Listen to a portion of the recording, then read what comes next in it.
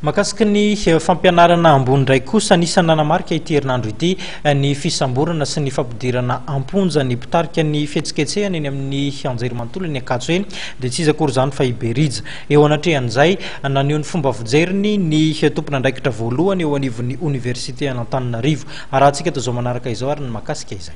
Mijery ary manaraka pitoniana ny Rara Berija ny eo anivon'ny Université raha ny fanazavana nentin'ny filohan'ny Université Panjara Manuel.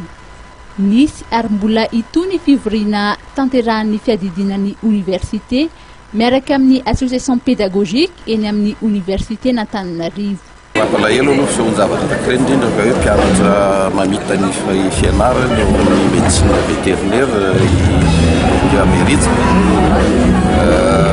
Ny zavatra niseho moa zany dia teny amin'ny cité universitaire izay diplômany miandraikitra azy amin'ny vatana. Eo no tsy tsara mamarihana matetika satria dia eo ilay misy franchise universitaire niala avy eo sady izay manamafy tsy misy an'izany.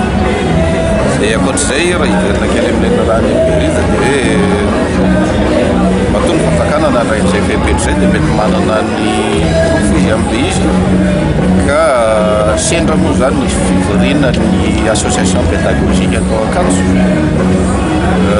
atao tamin'ny université niaraka tamin'ny vice président no omaly zavatra tsy tena hoe mifandray vaky amin'izy dia hoe fampitambavao moa tsy maintsy atao rehefa ohatran'ireny zanaka mpianatra mba hotony hijery araka ny tompony ho izy ohatran'eo naseho na ny zavatra miseho dia ireo association pédagogique moa mpiara-miasa amin'ny Université n'Antananarivo hatramin'ny voalohany no napita ny hevitra mikasika amin'izay dia hitantsika izay toerana arakaraka ny vaovao sy vaovao marina izay kotrana. Marihana fa ny fidirana ofisialy amin'ny taona akademika vaovao eny amin'ny Université n'Antananarivo dia voafaritra ny 15 janoary ho avy izao.